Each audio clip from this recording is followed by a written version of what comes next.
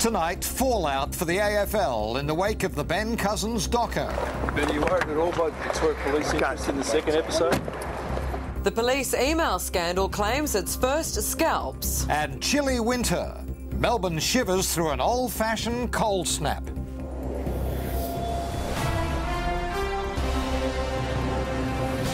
Ten News at 5 with Mal Walden and Helen Kapalos. Good evening and welcome to 10 News. Also tonight, going one better, the 10 network announces 11, a third free-to-air digital channel. But first, the AFL is defending its drugs policies following revelations in Ben Cousins' controversial documentary. The footballer confessed that he'd used cocaine and other drugs throughout his football career. Having willingly This is 10 News, and the 10 network is about to grow a little bigger. We'll soon be offering an extra channel and a greater choice of news programs. It's more TV choice for free. 10 plus 1 equals 11. And that's the latest channel on offer from the 10 family. The Simpsons is going to find a new home on 11, exclusively to 11, as will Neighbours.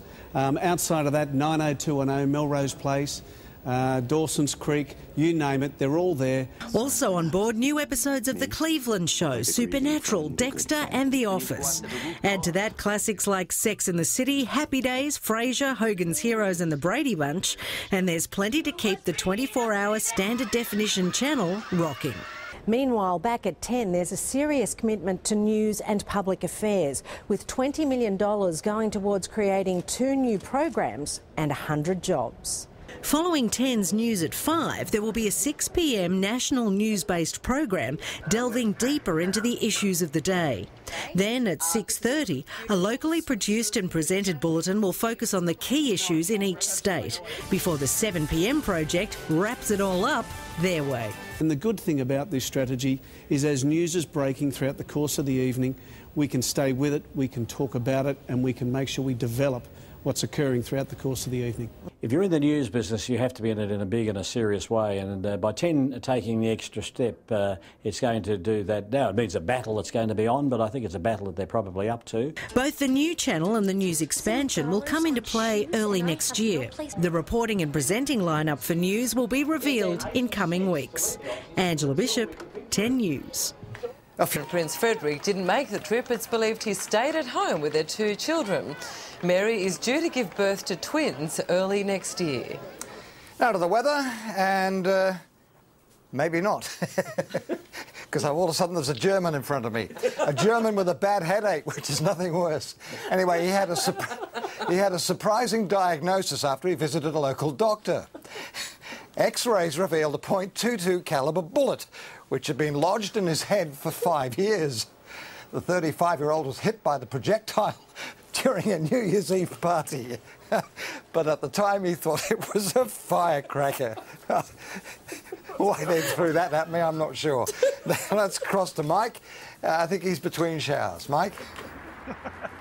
Whatever you want, Mal, I'm here for you. Yeah, it's been rainy again today. Hey, the good news this month in Melbourne, we've had more than 50 millimetres of rain. But when it rains around town, the question always is, but is it raining in the catchments? Well, the good news is, and have a look at these pictures, in fact, one of our catchments is currently overflowing. This is the Maroondah Dam, now filled to the brim. The overflow, it's not wasted, it spills out to the Sugarloaf Reservoir. And thanks to around 40 millimetres of rain this week, both the Maroondah and O'Shaughnessy sit at 100% capacity, and they are usually the first to fill. Mind you, the Thompson Dam, which is our largest catchment, is just 26% full, therefore nearly 3/4 empty. So let's not get too excited just yet. Okay, back to Melbourne. 7 degrees in Melbourne this morning, 15 degrees the maximum, but it's felt a lot colder than that the last couple of hours. Right now, 11 degrees, the humidity in the 50s, and the winds are west-southwesterly, blowing at around 20 kilometres per hour. Around town, as you tuck into your suit to keep nice and warm, temperatures include just 5 degrees at Mount Dandenong. Across our state, and it still is very wintry, isn't it? With temperature up to 4 degrees below average, -7 to 15, and again it's been wet. Overnight, up to 52 millimetres of rain at Rocky Valley near Falls Creek, followed by 50 at Buffalo. Today's top reading, 20 at Corryong and then 16 at Mount William. And yes, it hasn't stopped snowing in the Alps. Our snow report shortly. Around the country, cold in Canberra, 3 to 9 with 4 millimetres of rain. Adelaide 15, Sydney, home to Hogs 18, and in Brisbane 21. the satellite picture, and there's cloud approaching Western Australia, cloud leaving Queensland, and down here fronts are flicking up cloud and lots of cold air. Although a high is moving across, the sun won't shine for more than a couple of minutes at a time until the weekend, and it will warm up very nicely early next week.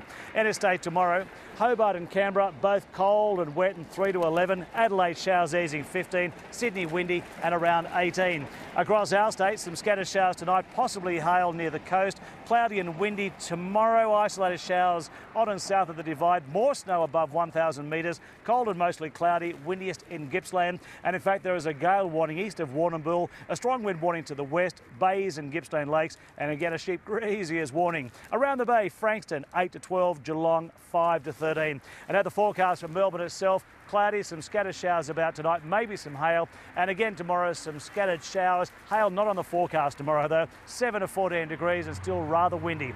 Out on the bays tomorrow, we've got westerlies at west to southwesterly, 15 to 20 knots, seas half to 1.5 metres. Now for the week today, isolated showers 8 to 15, Sunday mostly sunny, light winds and 17, and then it's 18 and 19 degrees. That is the weather in Melbourne, and now time to check snow conditions at Falls Creek, and here's Sammy. Thanks, Mike. Epic conditions this week. Powder snow has blanketed the Victorian Alps, and we've seen over 54 centimetres in the past 24 hours, making it our largest snowfall since 1992 here at Falls Creek.